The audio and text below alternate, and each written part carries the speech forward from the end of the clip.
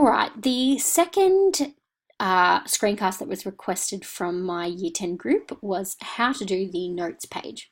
So I've got a bit of an outline here about how you might do it. This is not the be-all and end-all. It's up to you if you think it makes sense to you.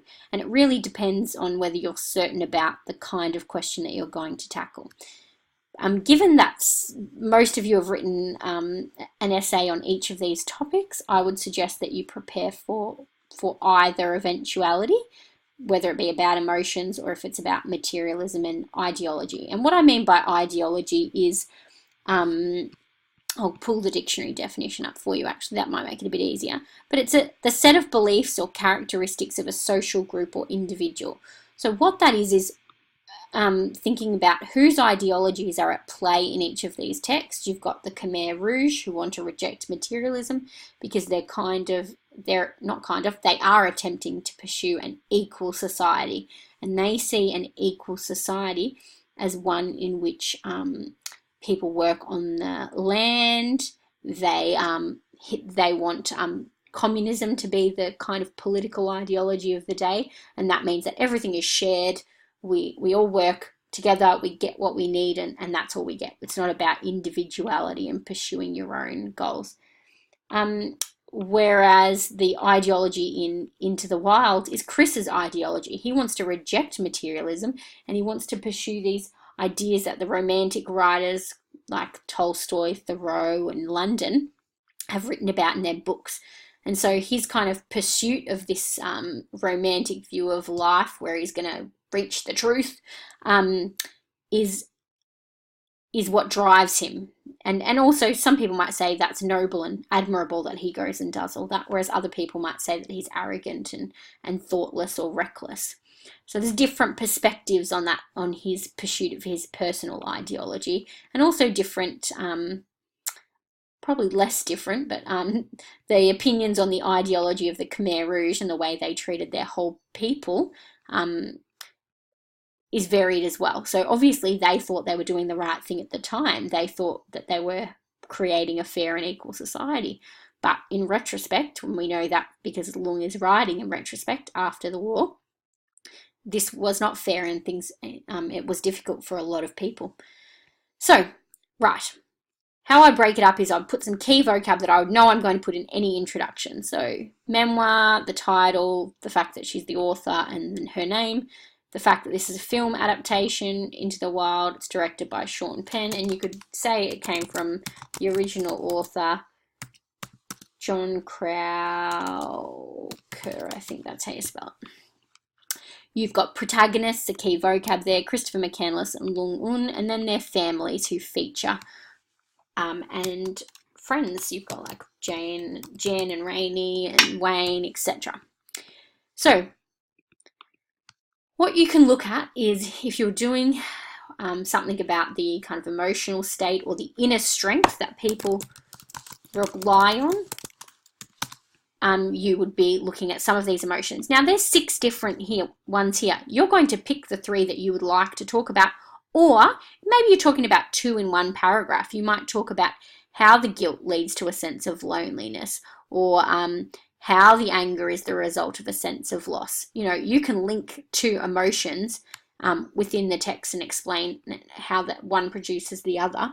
That's perfectly fine. It doesn't mean you have to do a full paragraph just about anger or just about loneliness, okay? Then you've got the other one, which is about materialism, idealism, the ideology of these different people, and then you've got Chris's kind of romantic view of life, which he comes from these 3 authors.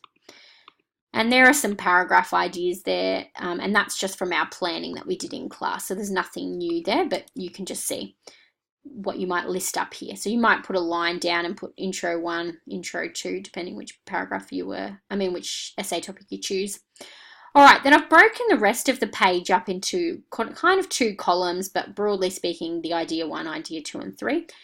And I would suggest I would dot point whatever your topic sentence was for your emotions essay, and then I would dot point my evidence, what I would explain, my comparative phrase that I wanted to use, because I think it's important to know that this is very similar to this, or that the point you're making is that they are very different, and then you would need to have the right language in there.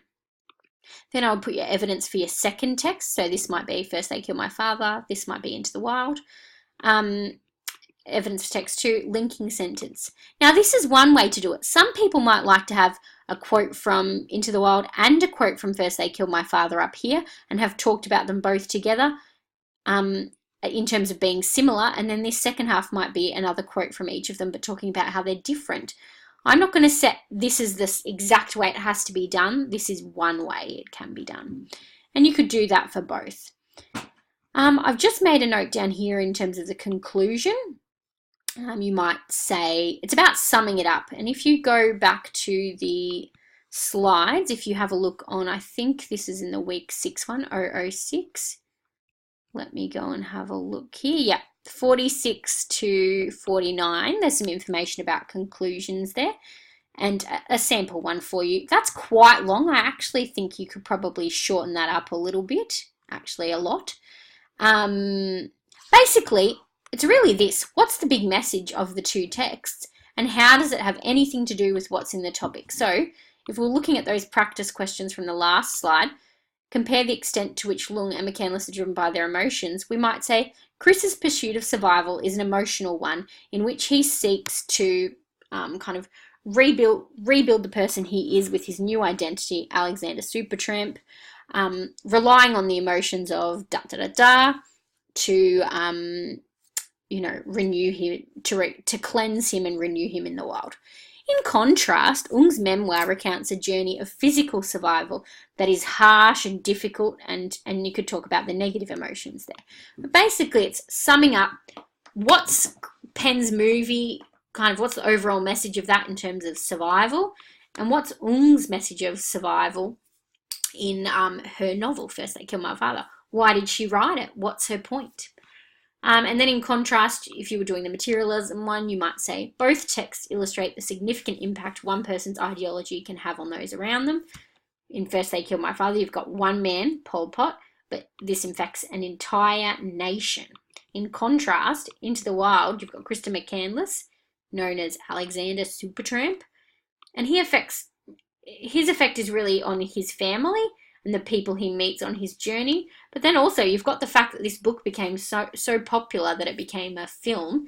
So he's influencing people even today. The fact that we are watching this suggests that it's influencing, but obviously nowhere near the same extent as Pol Pot. The last thing I would put on this page is just a few of the comparative language phrases that you would like to be using while you're writing. So if you go back to week 6 slides, and you look at slide 9 and 10, there are a few phrases there. I would probably rely mostly on this table on page 10 and just choose a couple of terms from in here, because these are very definitively, like you would say, considerably different, scarcely different, completely different, etc. Or sorry, scarcely the same you might do. But grab a few phrases and words from there and pop them over in this section, just in case you're writing away and you're trying to think of something that you want to say about how to compare them. Then you'll have it there for you to look up. All right, good luck with that. Remember, this needs to be handwritten. You can fill the entire A4 page, it's up to you, but it needs to be handwritten and it needs to be in dot point form. Good luck, and I will see you on Monday.